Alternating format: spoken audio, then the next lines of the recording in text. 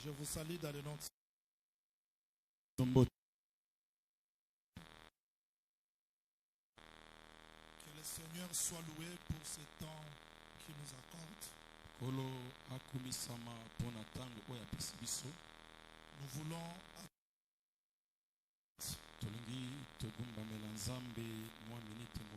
je vais respecter le temps, ne vous en faites pas.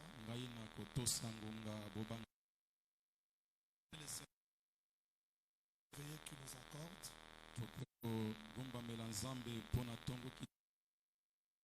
Avec les chantres qui nous amènent dans ma sécurité.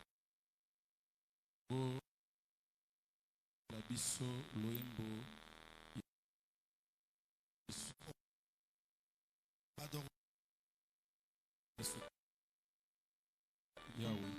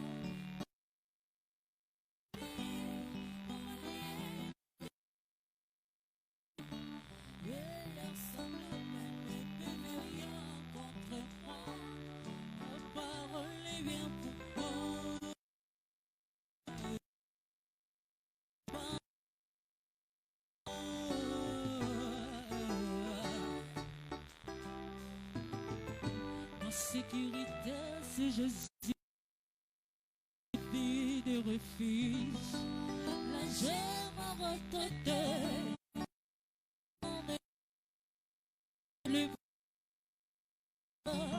Mais si sont à mes côtés, les pharaons, et leur sang n'est rien contre moi.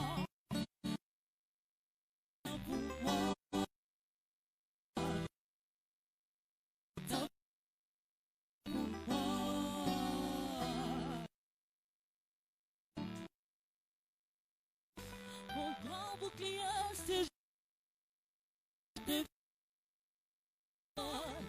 elle est ma vie. Lève-toi haut et demeure, car j'ai porté ton nom, ton alliance dans mon nom, ton alliance dans mon nom.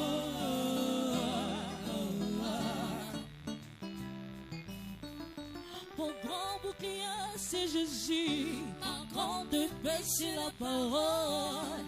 Elle est ma victoire. Chant d'Israël, lève-toi haut éternel. Défends ma cause, car j'ai pas ton alliance dans mon nom. Ton alliance dans mon nom.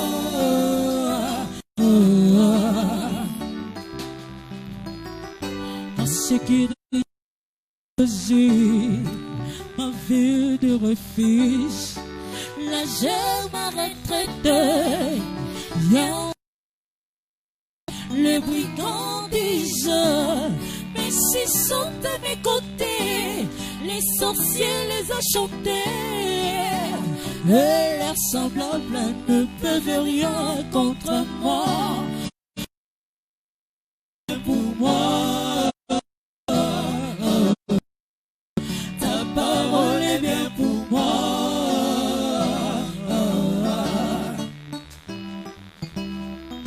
Mon grand bouclier, c'est Jésus. Ma grande paix, c'est la parole. Elle est ma victoire. Chant Saint Israël, lève-toi éternel, devant ma cause, car j'ai porté ton nom, ton alliance dans mon âme, ton alliance dans mon âme, ton alliance dans mon âme, ton alliance dans Merci, que le Seigneur vous bénisse. Matondi kol Qu'il bénisse aussi les chantres. apambola pe bayembi Aujourd'hui que le pasteur doit avoir un service de protocole pour lui seul. na Je l'ai sosoli compris te li esengeli azala na mosala ya bato oyo bayambaka bato mpona ye moko. D'autres choses, on les diabolise pour rien. Je l'ai compris maintenant. Makambo mosusu to lobelaka yango lokola ezali diabolo te, ngai na tosoli yango Vouloir être trop spirituel, koki kozala devant le monde, on moleki sort moins sérieux. liboso ya mokili tobimi bato bazali serie te. Parce que je commence la prédication en retard, non parce que je n'étais pas préparé, mais à cause des petits. Na bandi te ya na ngai ntango ngonga mpenza epusani za te mpo nga nabongamaki te, kasi makambo mosusu ya mike mike ezalaki pene te. Occasion favorable ou pas, on prêche la parole. Na ntango oyo ebongi to mpe te tokoteya sango. 1 Samuel chapitre 20, verset 35 jusqu'au 39e verset. Mokanda ya yambo ya basamuele moka 1 Samuel chapitre 20. 1 Samuel chapitre.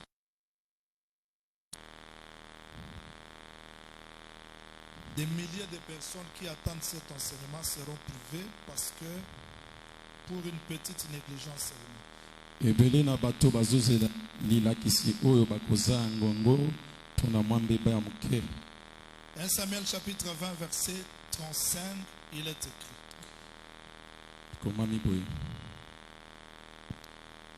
Le lendemain matin, Jonathan alla dans les champs au lieu convenu avec David et il était accompagné d'un petit garçon. lobi na yango na ntongo Jonathan akendaki na ilanga kana elongo na mwana moko ya mobali ya moke. Il lui dit, cours, trouve les flèches que je vais tirer. Kima mona mbanzio ngai na kobeta. Le garçon courut et une flèche qui le dépassa. Elenge mobali akimaki mbango pe Jonathan banzi elekaki elenge mobali oyo. Lorsqu'il arriva au lieu où était la flèche que Jonathan avait tirée, Jonathan cria derrière lui, la flèche n'est-elle pas plus loin que toi? Tangu ye oyo Jonathan abetaki, Jonathan agangi alobi mbanzi eza nsima na yo. Ne savait rien, Jonathan et David seuls comprenaient la chose. Elenge mobali abandaki kosusola eloko moko te, kaka Dawidi pe na Jonathan bango nde babandaki koyeba. Je lis le verset 20. 1 Samuel 20, verset 20. Du côté de la pierre, comme si je visais un bit. Ngai nakobeta bambandi misato na ngambo lokola nazali kotala eloko moko. Acte chapitre 13. Nous prenons Acte chapitre 13, verset 25. Acte chapitre 13, verset 25. Verset 25, il est écrit. Komami boye. Et lorsque Jean acheva, Tango Yohani asilisaki kokima mbango, il disait, je ne suis pas celui que vous pensez. alobi ngai nazali te moto bino bobandaki kobanza. Mais celui de pied duquel je ne suis pas digne de délier les souliers. Petala nsima na ngai moto moko akoya oyo ngai nakoka kofungola te ata basinga ya sapato ya sandale na ye. Et nous allons faire quelques démarches dans 1 Samuel chapitre 17. Pe biso tokosala mwa koningana moke na mokanda ba Samuel ya yambo mokapona na sambo. C'est là que nous allons beaucoup lire parce que la course de David sortira là. 1 Samuel chapitre 17, je lis le verset 22. Rapidement, il est écrit. David remit les objets qui étaient entre les mains du gardien des bagages. David biloko oyo ezalaki epai na mobateli ya biloko. Non. David remit les objets qu'il portait entre les mains du gardien des bagages. Ok, David apesi biloko epai na mobateli na yango. Et couri biloko. Couri pe akimi mbango na esika etumba, esika batie molongo na bitumba. Nous ajoutons quelques versets. Tozobakisa makomi mosusu. Nous prenons les versets 46. Et les versets 49. Et pour terminer, les versets 51. Ce sont des versets que nous toute la semaine. Ezali matangi makomi oyo biso tuko. Je vais le lire rapidement. Akotanga na lombango.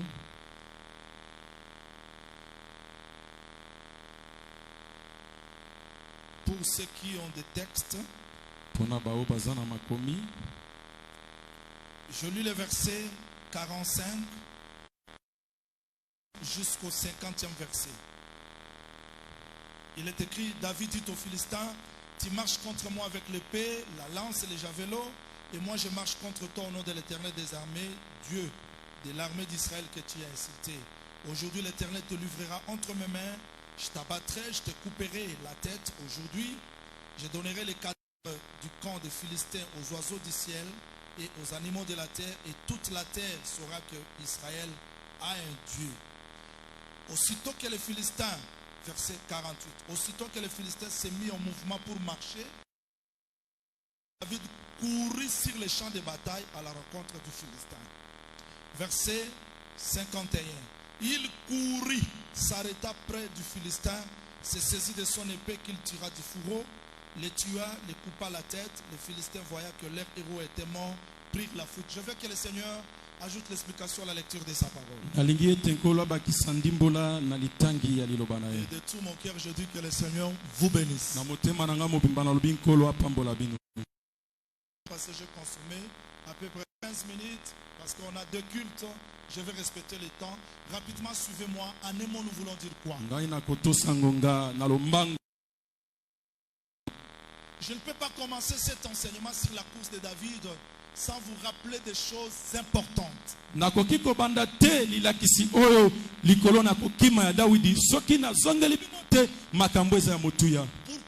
tant d'enseignements? Pourquoi tant de révélations? Pourquoi nous changeons de thème? Kadesh Barnea, de Gabaon à Jérusalem, le Setso. Qu'est-ce que Dieu vise dans toutes ces choses? Écoutez-moi. Le Seigneur a dit ceci. Je vous ai envoyé dans le champ d'autrui, c'est-à-dire les uns ont travaillé et vous êtes. C'est-à-dire que les ministres de la parole sont entrés dans le travail des prophètes. Et pourquoi tout cela? On disait, si vous avez un arbre qui a des fruits, vous le secouez au temps de la vendage ou de la moisson, au temps de la récolte. Prenez ce qui est tombé oyo ekwei Mais le reste, kasi oyo etikali il ne faut plus le prendre. bozwa yango te Laissez ça aux étrangers. botika yango epo na bapaya. Il a dit, même quand vous moissonnez, alobi atako bino bozali kobuka laissez un coin. botika esika moko. Esaïe est entré dans les champs, il n'a pas tout terminé. Jérémie est entré, Ézéchiel, tous ces prophètes-là sont entrés, mais ils n'ont pas tout terminé comme aujourd'hui. Moi, je peux entrer dans les champs, je ne vais pas tout terminer, parce qu'il y aura tout. Basakoli nyonso bakotaki basilisaki te ata ngai oyo nazali koloba na bino nakoki kokota na osilisa te mpo bato mosusu bazali. Donc, si vous entrez dans une église, elingi koloba soki okoti na eyamba il n'y moko a plus à enseigner. kolakisa te S'il n'y a rien à enseigner, soki eloko ya kolakisa ezali te ce n'est pas les chants d'Israël. ezali bato ya Isalaela te Parce que dans les chants d'Israël, po ete na elanga na Isalaela il y a toujours le reste. ezali na biloko etikalaka. Même quand Jésus a nourri 5000, atako ntango Yesu alesaki bato il y a 5000 eu toujours un reste. ezalaki na ndambo etikalaki. Même la sœur, la syrophénicienne, a dit à Jésus, atako ndeko mwasi oyo sirofinisene alobaki na Yesu les chiens mangent ce qui tombe. mbwa baliaka oyo ekweyaka. Donc il y a toujours un reste. ezala Il dira, moto moko tako prêche tout. nga na nyonso Ça, ce n'est pas Israël. te wana ezali kaka na L'importance de ce reste, kasi litoma oyo etikalaka eza nini si Ruth n'est pas rachetée. soki luta asiki Quand on a moissonné, ntango babuki on laissait le reste. batikaki Ruth devait entrer moissonner. po ete luta. D'ailleurs, Joseph a vu, Joseph mpe amonaki ils étaient en train de lier la gerbe. amoni bazali kolinga okanga matiti C'est que maboke les fils de Jacob étaient de gerbe. bana na yakobo bazalaki matiti oyo bazokanga Mais ce jour-là, ils sont rentrés. kasi mokolo wana bango bazongaki Ils ont oublié. yosani oyo etikali. Donc Joseph était le reste. Joseph azalaki oyo etikala Mais le reste là, oyo etikalaka wana c'était pour sauver. ezalaki mpo ebikisa. Asnat, Asnat moi égyptienne, ngai mo Ejipito j'ai bénéficié du reste. ngai nazobikela oyo Et etikali je suis devenue la reine. mpe ngai nakomi mwasi ya mokonzi. Ruth luta a bénéficié du reste. abikelaki mpe oyo Elle etikalaki est entrée dans la généalogie. akoti mpe na kati ya kotangama. Mais si aujourd'hui Dieu nous a donné le reste, ce reste-là produit quoi dans nos vies? pesa biso etikalaka oyo etikalaka wana ezobota nini na bomoi na biso. Quelle est l'importance de ces grandes révélations si nous ne nous approchons pas de Dieu et si ces révélations ne nous transforment pas? On n'a pas compris l'importance du reste. Oh, Dieu a laissé le reste pour nous élever. Parce que Dieu connaissait que nous n'avons pas mérité la grâce. Mais le reste, c'était pour nous. oyo etikalaka ezali mpo na biso ngolu tobikeli yango na makasi na biso te. Sinon, soki te nous aurons des prédicateurs intellectuels. tokozala na bateyi oyo batonda mayele. Je n'ai plus besoin d'attendre la... Mais je vais attendre la parole de Dieu dans mon cœur. Je vous ai amené un message pour le cœur parce que tout c'est pour réparer nos cœurs. namemeli bino sango malamu na biso po nyonso nzambe atika eza po ebongisa mitema na biso. naza na posa. Écoutez-moi. yoka ngai Je viens de prêcher Kadesh Barnea quelque part. Je dis ceci. ngai naiti koteya Kadesh Barnea esika moko na lobi boye. bikaka na mabele. Il n'y a aucune étape qui peut procurer le repos dans la vie de l'homme. ezali na eteni okopesa bopemi na bomo ya moto. Il y a toujours kana ce contour-là. ko na kati ya kobaluka wana Dieu corrige l'imperfection de l'homme. nzambe azali kobongisa. C'est-à-dire, tu peux aller en Europe, okoki kokende na il n'y a Europa pas le repos. kopema ezali te. Avoir des millions de dollars, ce n'est pas le repos. kozala na bamilio ya badolare eza L'homme kopemi sur te. la terre tournera toujours moto kati na mabele akobanda kaka kobaluka pour que Dieu répare l'égoïsme, l'orgueil, po ete tout ce qui est dans nos cœurs. Vous m'entendez? po ete nzambe abongisa kozanga kokaba lolendo oyo eza kati ya mitema na biso. Sage ne fait rien dans nos vies. C'est-à-dire qu'on n'a pas bénéficié du reste. soki sango malamu oyo esali eloko te na bomoi na biso elingi koloba ete biso tobikeli te oyo etikalaka. Shalom. Shalom. Shalom. Shalom. La course de David. kokima ya David. Quelqu'un va me dire, prophète Jean, la course encore. Moto moko kotuna nga motuna mosakoli Yohani kokima mbango lisusu. Oui, frère. Iyo ndeko moba. Tout ce qui est écrit dans la Bible. Et bomba lilakisimoko. Je ne veux pas prendre le dictionnaire pour définir la course. Ngai na kozua mokanda te ya dictionnaire to ngai na lakisa bato na lakisa bato kokima mbango ezani. Strictement interdit de raisonner. Epe kisama na bato babanza banza. La course signifie ça, non. La course va être définie dans la Bible. Kokima mbango elakisi bwete esengeli tolobela kokima mbango na kati ya Biblia. Vous êtes? On peut aller maintenant trouver la définition de la course. Vous êtes prêts? Bongami. On définit la course. Suivez la définition. Jonathan appelle David. Jonathan bengi David. Mon père Tata nangai ne t'aime pas. Il veut te tuer. Mais voilà ce que je vais te laisser comme message. Demain matin, tu vas te cacher derrière la pierre. Je sortirai avec un jeune homme. Et dans ma main, j'aurai les 3 flèches. Pas 4. Ni 5. J'aurai 3 flèches. Je vais tirer. Et quand je vais tirer la flèche, je dirai à ce jeune homme de courir. Vous êtes? On cherche quoi? La définition de la course. Il va courir. Non, le jeune homme va courir. Quand je dirai, les flèches sont devant de haut de toi. Cours. Tu comprendras que mon père a résolu de te tuer.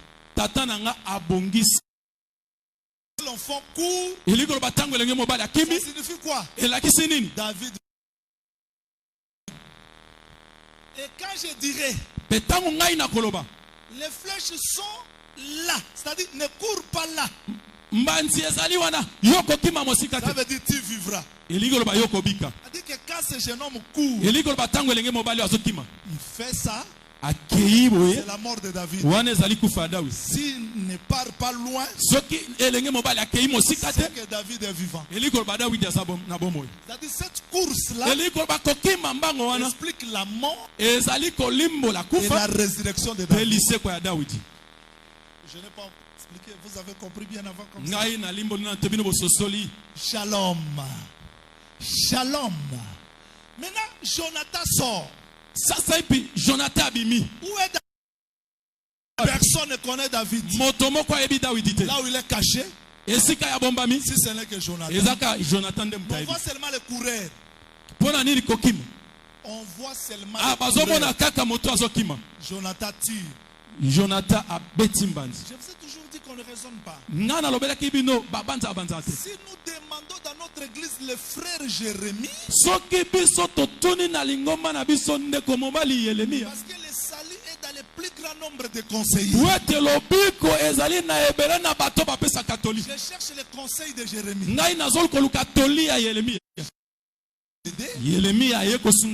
Jérémie chapitre 9 verset 2-3 il dit. Jérémie 9 2-3 elobi. Que la langue. Alobi lolemo. C'est l'arc. Ezali lokola. Donc, litimbo. Quand je parle comme ça, je c'est-à-dire que quand Jonathan lassait les flèches, c'était tout un message. Et il y a quelqu'un qui doit courir. Jean-Baptiste a achevé sa course. On cherche là où Jean-Baptiste courait. C'est-à-dire que tous les prophètes étaient des coureurs. Ils couraient. Et Jean-Baptiste aussi était le dernier coureur. Bien qu'il courait, mais Mais cette course-là n'était pas pour eux. Les flèches n'étaient pas pour eux. Cette course parlait d'un homme caché.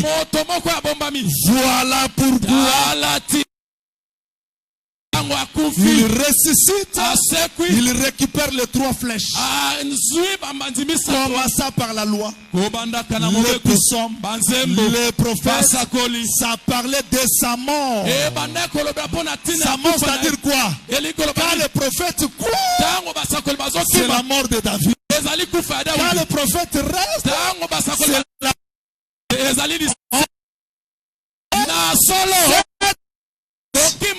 Jérémie ne pouvait pas le comprendre. Ni Ézéchiel, ni Daniel, sauf celui qui était caché. Donc dans tous les mouvements du prophète, un seul qui était caché, c'est le Seigneur Jésus. Tout le monde a compris la course, non?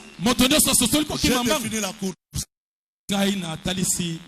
Maintenant je vais expliquer. Je voulais seulement donner la définition de la course. Que cette course-là signifie un travail. Et le mercredi, j'expliquerai la course comme le plan de la rédaction de Genèse jusqu'en Apocalypse.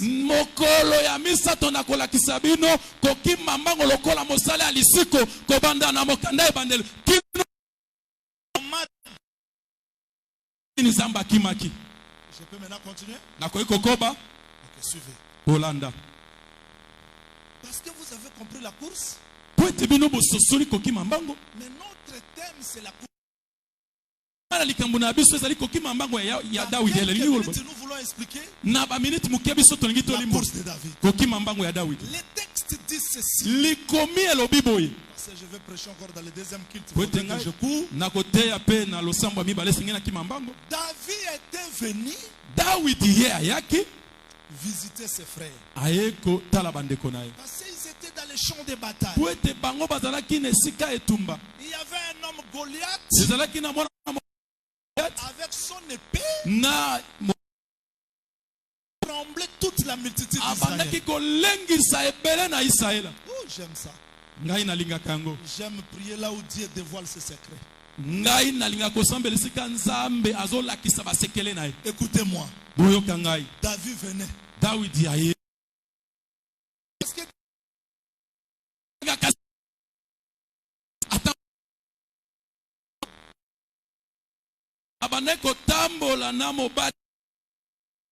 porte pas les bagages, mais il y a quelqu'un. Alors que la nourriture à ses frères, mais c'est pas lui qui les transportait. Il y avait quelqu'un. Arrivé dans les champs de bataille, suivez. David courut. Parce que je vais expliquer aujourd'hui les différentes phases comme une seule course. Nous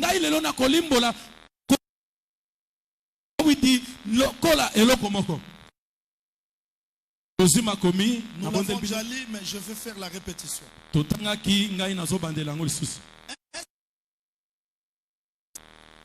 David se leva le bon matin. Il gardien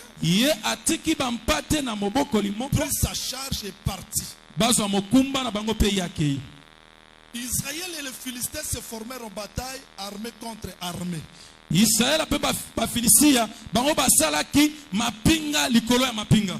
êtes? Oh là là, vous êtes? Quand David a vu les combats, David remit les objets qu'il porte entre les mains du gardien de bagages.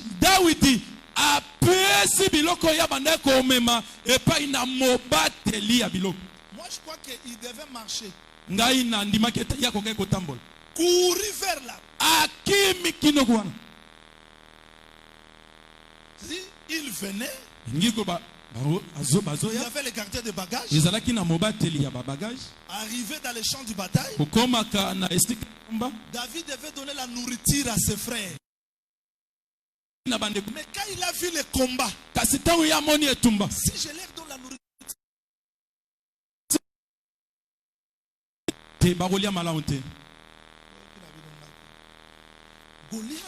Goliath crie comme ça.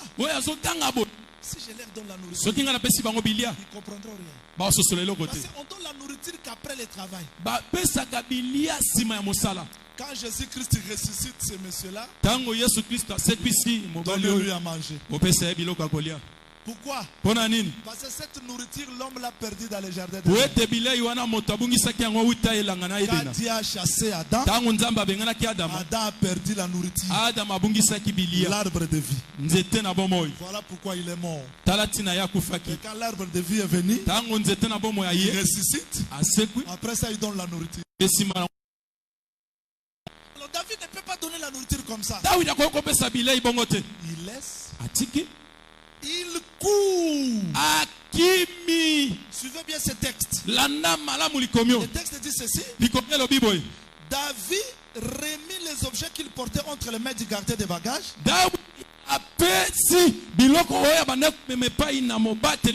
Courit vers les rats de l'armée. Retenez bien.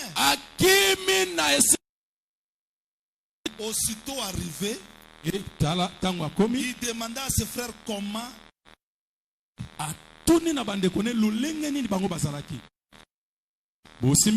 Ça c'est première course.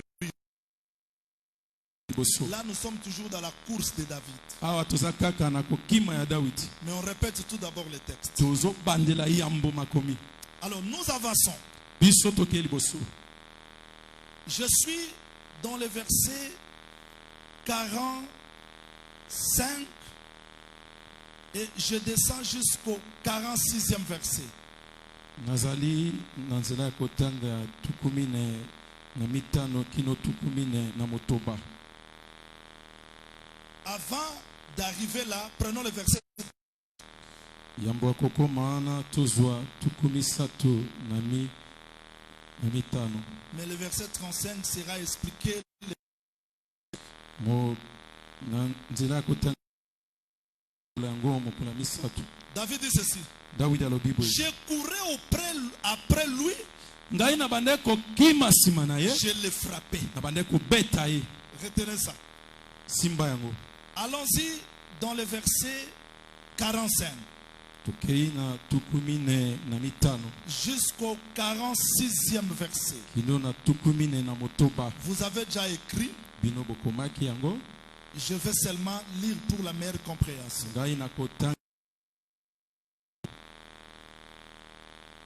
45. David dit aux Philistins. Tu marches contre moi avec l'épée, la lance et les javelons. Pour gagner du temps, verset 48. Aussitôt que les Philistins s'est mis en mouvement pour marcher,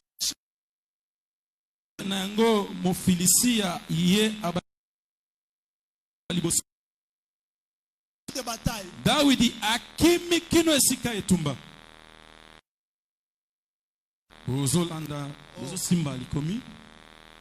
Regardez. David fait premier mouvement. Il court. La première course c'est vers ses frères. Pour savoir comment est-ce qu'il s'est porté. Deuxième course, il court dans les champs de bataille à la rencontre de Goliath. Ok? Ok. C'est pas le tout. Troisième course, il court non plus pour rencontrer Goliath, mais pour récupérer l'épée entre les mains de Goliath et le décapiter.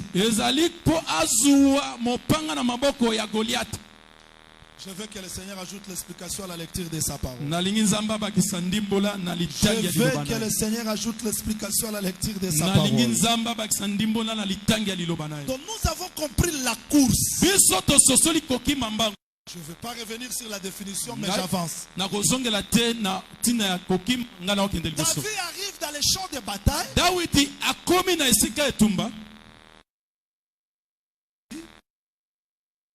Mais quand il voit Goliath, suivez ça très bien. Quand il voit Goliath, il laisse la loupe. Il court vers ses frères. Il s'informe. Qui est ce monsieur?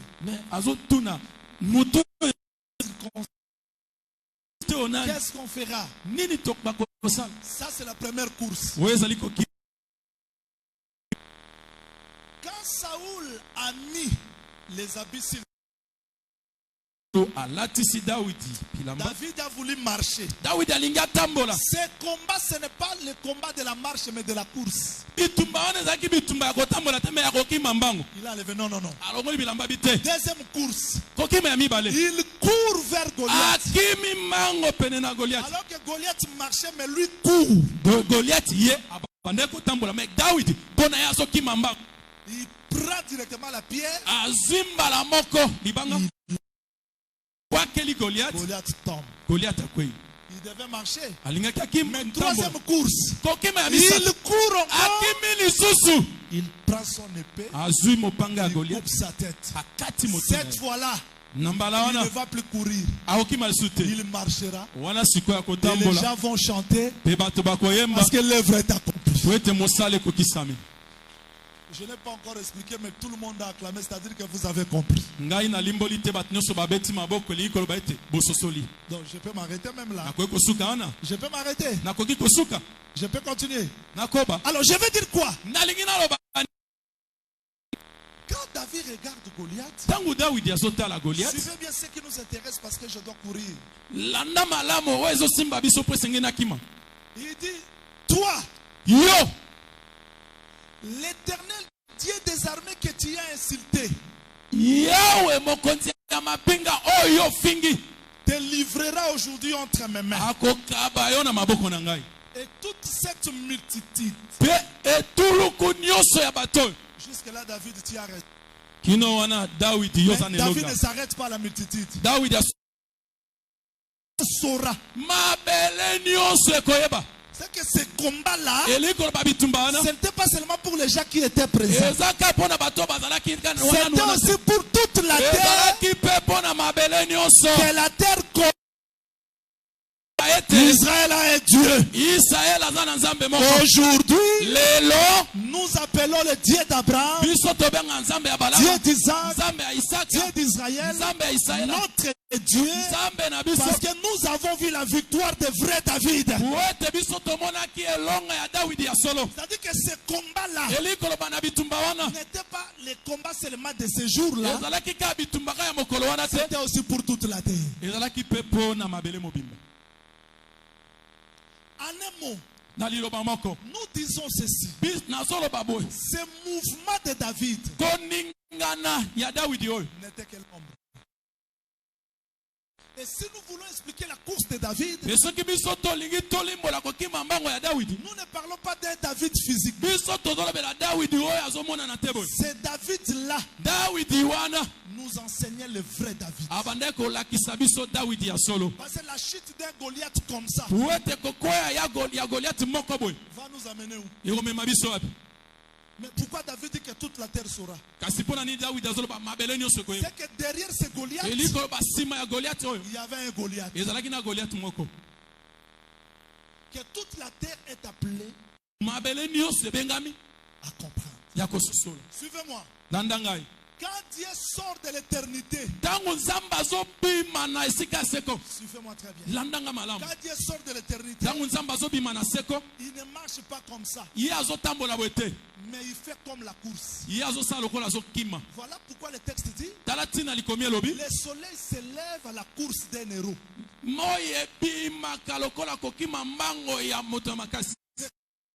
Comme ça, ça ne court pas. Mais ce jour-là, Josué a arrêté la course du soleil. C'est-à-dire qu'en réalité, quand Dieu sort de l'éternité, Suivez ça très bien. À la marche, il ne marche pas. Mais il court. Que le Seigneur vous bénisse. Que le Seigneur vous bénisse. Pourquoi courir? Je vais expliquer ça terre à terre. Adam a mangé le fruit. Il a écouté la voix de sa femme. Petite question. Dieu ne voyait pas Adam là où il était. Dieu ne le voyait pas. Dieu le connaissait. Mais avant que Dieu arrive là où il y avait Adam, qu'est-ce qui est venu avant? Parcourir le jardin. Donc Dieu ne peut pas descendre là où il y a Adam. Premièrement, c'est la voix qui a parcouru. Et derrière la voix, Dieu venait. Quand on a vu Jésus-Christ, on demande à Jean-Baptiste. On a demandé à Jean-Baptiste, qui est-il? Je suis la voix. Mais derrière la voix, on n'a plus besoin de voir la voix. À la voix du 7e ange, quand il sonnera la trompette, l'état de voix, c'était l'état où Dieu n'était pas encore descendu. Là, la voix courait. La voix parcourait. Mais quand Dieu dit Adam, là, on n'a plus besoin de la voix. La voix ne peut pas venir après Dieu. Mais la voix est venue avant Dieu. C'est ça que j'expliquerai le mercredi. Arracher une brebis. Le lion ne marche pas, il a couru. Et David aussi à son tour, s'il marche, il ne va pas rencontrer le lion. Il doit courir. Moi je crois que là où ta vie est bloquée, Dieu ne peut pas rester calme. Il va courir.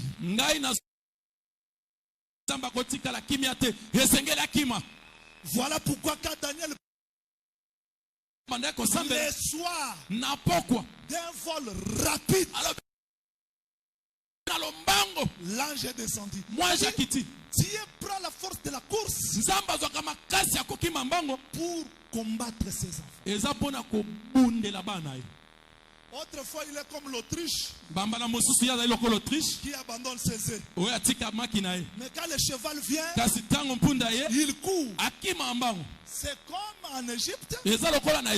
Pharaon voyait comme si Israël s'est égaré. Mais quand il voulait le toucher, le grand aigle a pris la course. Il a déployé les ailes pour délivrer Israël. C'est-à-dire que la course, cette rapidité-là, c'est un travail que Dieu fait pour nous. Voilà pourquoi c'est Dieu-là, quand il était au ciel, le monde était dans les champs de bataille. Je vous dis vrai, tous ces prophètes qui étaient ce jour-là dans les champs de bataille, personne ne pouvait avancer. Je vais expliquer ça dans le deuxième culte. Vous voulez le pourquoi? Vous ne voulez pas le pourquoi? Vous voulez le pourquoi? Paul répond. Tous dans un stade courent pour rapporter le prix. Il n'y a qu'un. C'est-à-dire que tous les coureurs là, il y avait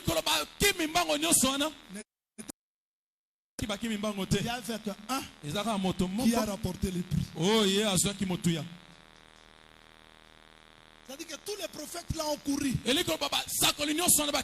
personne. Et quand on a vu Goliath, on avait peur de quoi? La hauteur, la force, surtout son épée. 166. mopanga na ye force makasi na ye faisait trembler Israël. ebanda kolengisa Mais Israel. Goliath, Kasi Goliath qui a fait trembler Israël, oyo alengisaki au Israel devant de lui, liboso na ye il y avait quelqu'un qui a fait 3 mouvements. ezalaki na mutu moko azalaki koningana misato. David court Dawidi akimi vers ses frères. epai na bandeko ne mibali. Je vais vous dire vrai, Ngai nakolobela bino il est venu marcher sur la terre, ntango Yesu ayaki kotambola na mabele il n'était pas seul. Vous savez, azalaki ye moko te boyebi. le Père qui m'a Tata oyo atindi ngai aza na parti, kasi ntango ngai na kokende le Saint-Esprit viendra. molimo santo Donc, akoya. Jésus-Christ devait tout laisser entre les mains de l'Esprit. Yesu Kristo asengi atika nyonso na maboko ya molimo. Après la délivrance, Nsima ya kokangola frère Pierre pouvait sortir pour donner la nourriture. ndeko Pierre akokaki kobima mpo na kopesa Mais bilia. avant la mort de Jésus, Yambo Yesu akufa, avant la victoire, yambo ya elonga, la nourriture était cachée. bile ezalaki ya kobombama. Voilà pourquoi David Tala tina ete Dawidi cache la nourriture abombi sans. akiti. La première course, c'est quand Dieu prend corps. Kokima ya liboso eza ntango Nzambe alati nzoto. Il vient nous visiter. Aye kotala biso. Il est venu vers l'homme. Aye epai na moto. Qu'est-ce qu'il est venu faire? Nini aye kosala? Visiter, Luka à connaître le temps d'Adam qui est perdu depuis Éden. koyeba ntango ya Adama oyo abungaki uta Eden. Mais la première course ne suffisait pas. Kasi kokima mbango ya yambo ekokaki te. Je donne le. Nous allons étudier. Ngai nazopesa eplu ya mobimba ya kokima ya Dawidi. Parce que mercredi, nous allons toucher seulement. Mais aujourd'hui, je donne l'idée générale pour terminer. Po ete bokola misato na osimba kokima ya liboso lelo nazosimba Dieu likanisi na mobimba. dans la chair, Nzambe na nzoto c'est suni la première course quand il est venu vers les siens. ezali kokima ya mbota ya ye. Mais le combat, Kasi bitumba le vrai combat, bitumba ya solo ne se passait pas quand il marchait sur la terre. ezalaki koleka te ntango ye azotambola na mabele. Le vrai ennemi l'attendait à Golgotha. Enemi ya solo monguna ya solo banda ya kozele na Golgotha. Et deuxième course, Pe kokima ya dans mibale le champ de bataille, na esika etumba il monte. eza Parce que c'est là qu'il devait avoir un ennemi. po eza esika esengaki abunda na monguna. C'est là qu'il devait vaincre Goliath. Esika esengaki alonga Goliath. Mais c'est pas le tout le jour. Suki wana te mosakoli. Après la croix, Nsima ekulusu il devait encore courir esengelaki kima pour lisusu récupérer l'épée po abotola mopanga entre les mains de Goliath. na maboko ya Goliath. C'est-à-dire quand Jésus meurt à la croix, Elingi koloba ntango Yesu akufi il na ne ekulusu reste pas là. soki kaka kotikali Parce kaka que wana le te champ de bataille, c'était la croix. po ete esika etumba ezalaki ekulusu Quand tu akufaki c'était ça le vrai champ de bataille yango ezalaki esika solo où Christ nous a fait oyo Yesu akomisi biso koleka seulement à la croix. soki Yesu atikala mopanga Allait être resté entre les mains du diable. elingi ekozala na maboko ya Mais diabulu on l'a enseveli. bakundi ye. C'est là qu'il est allé arracher l'épée de la mort. eza kuna esika akende kobota Il ressuscite, ntango Yesu asekwi finit la troisième course. kokima ya misato esili Et maintenant on peut chanter sasa epi de la prédication. ntango ya koyemba ezali ntango ya Parce que liteya toutes les courses sont achevées. po ete kokima mbango nyonso esili. De tout mon cœur, je dis que le Seigneur vous na bénisse. motema na nga mobima lobi kolo apambola bino. Voilà des choses que nous allons étudier. Tala makambo biso tokoyekola.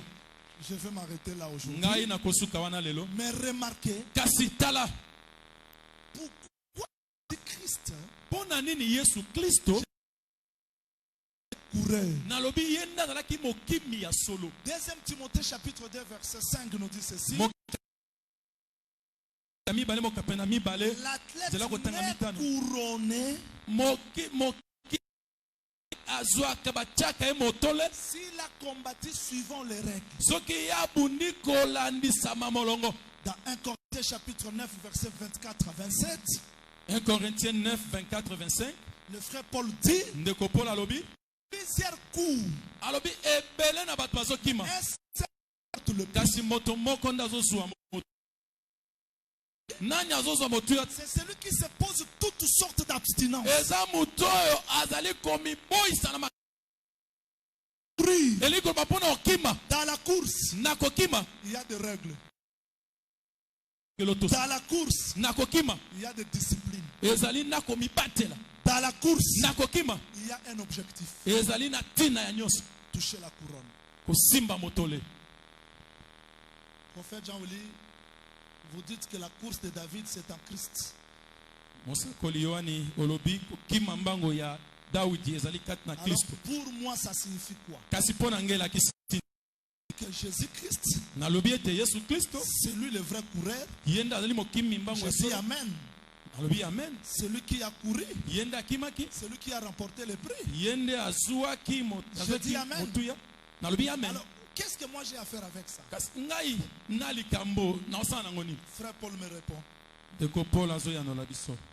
Philippiens chapitre 3, Mokanda na bafilipia verset 11 Je descends zomi na moko jusqu'au 14e.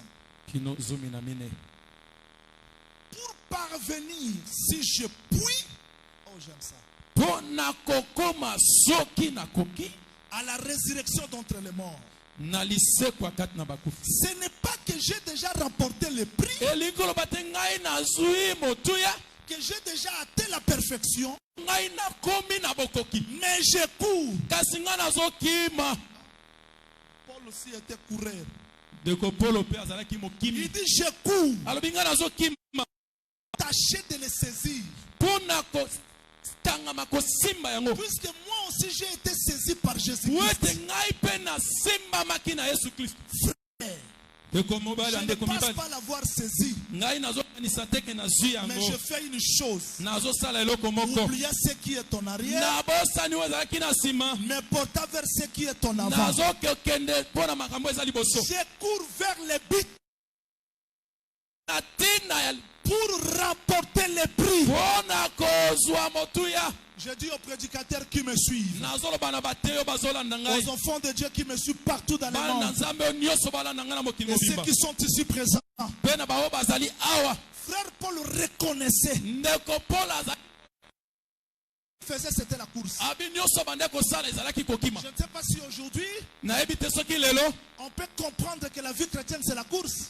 tokoki kososola omo ya bokristo ezali kokima. Quand nous avons quitté l'éternité, Ntango biso totiki esika ya seko entré dans ce corps, kotaka na nzoto, nous courons. biso tozokima. elongi ya papa chambo ezalaki na 2001 yango eza lisubo te il court. elongi na ngai ezalaki ya 90 awa yango eza lisubo te. Nous courons.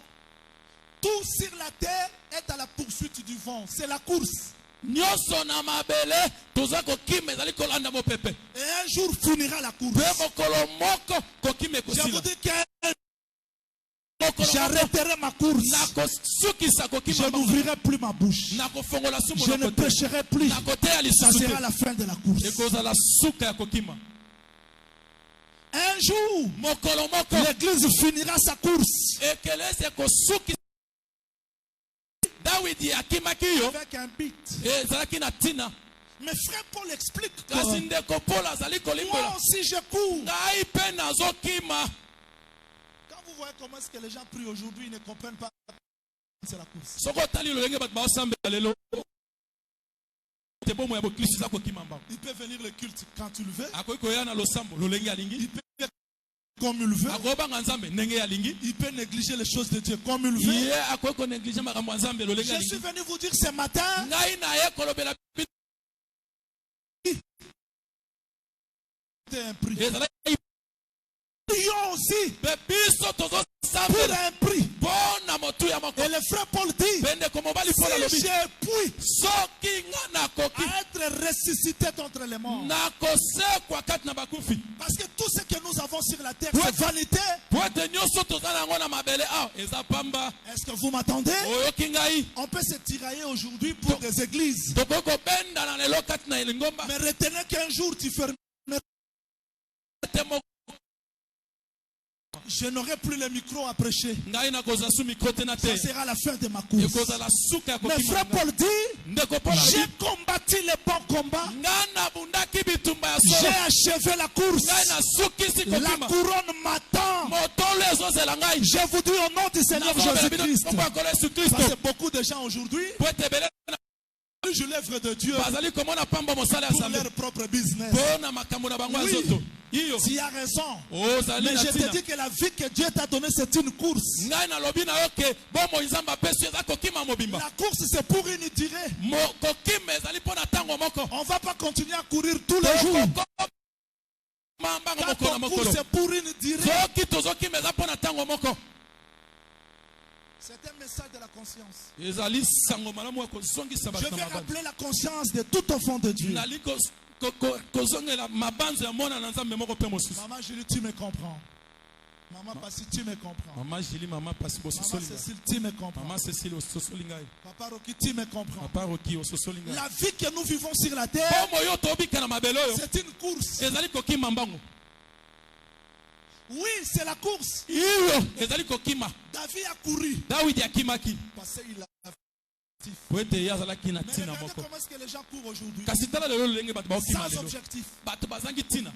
Quelqu'un peut Qui prier m'a pas aujourd'hui, Moto il akosambela. gêne demain, Akili lelo. il s'arrête. Asuki. Il peut venir Akoki koya. quand tu le veux. Lolenge alingi. Il peut respecter les programmes quand tu le veux. Akoki kotosa mabongisi ya lingomba lolenge alingi. Les gens n'ont pas encore compris les règles de la course. Bato basosoli te molongo ezaka na kati ya kokima. Je vous dis au nom de Jésus-Christ. Nalobeli bino na kombo na nkolo Yesu Kristo. Un jour, Mokolo chacun moko. de nous sera récompensé selon la façon qu'il a couru. Moko pe mosusu akofuta. J'ai prêché un jour, j'ai dit, Nga na te. la vie éternelle, c'était donc gratuit. Momo ya seko ezali likabo yo fele. Mais Kasi vivre la vie éternelle, c'est autre chose. kobikela bomo ya seko ezali loko mosusu. Je ne peux pas croire Nakoki kondima te. quelqu'un qui n'est pas sauvé, Moto moko abiki te. que son message sauve. Sango malamu ne bikisa ye. La vie chrétienne, c'est la course. Bomo ya bokristo ezali kokima. Tu Tu ne sais cours, pas. Kokima. ça en va. Autant les lumineux de la maman. Tu cours. La course finira bientôt. Kokima ekosuka kalate. Et à la fin de la course, Pe na suka ya kokima. tout ce que nous avons fait Nyonso biso tosalaki sera récompensé. ekofutama. Je veux voir un homme de Dieu qui souffre sur la terre, mais qui a gardé les bonnes règles de la course, l'abstinence de la course, parce que la récompense l'attend. Même si sur cette terre, personne ne m'a récompensé, mais la vraie couronne m'attend. Je vais tourner vos règles. Les choses de ce monde, de ne pas se tuer parce que je n'ai pas le mariage, je n'ai pas l'argent, les choses n'ont pas tourné. Je vous ai toujours dit, les choses ne tourneront pas toujours tant que tu vivras sur la terre. Aujourd'hui tu es béni, demain les choses peuvent devenir difficiles. Mais ton problème, c'est les... Parce qu'il y a un objectif à atteindre. Vous m'attendez? Quelqu'un qui court dans les déserts. J'aime Paul. Oh là là, je pouvais plus avancer, mais je dois m'arrêter. Moto moko azoko kima na mobulu nga nalingaka ndeko Paul. Je cours. Ndeko Paul abina azokima. Je traite durement mon corps. Ngai nzoto na ngai nazali kosana nyokola yango. Lui qui est allé jusqu'au 3e ciel. Yewa akendeki kino makolo ya Il misatu. s'impose d'abstinence. Azali komiboya na makambo Je mosusu suis ebele. contre un évangile qui ne délivre pas les gens, qui ne sauve pas les gens, qui ne transforme pas le cœur des gens, qui rend des gens seulement capables de faire des débats. Ça, ce n'est pas la course selon Dieu. La course selon Dieu, c'est se poser d'abstinence. Et les yeux doivent te tourner vers la couronne. Si mes yeux sont tournés vers la couronne, je vais oublier tout ce qui vient ici. Je vais oublier mes échecs. Je vous dis, tant que l'homme vivra sur la terre, il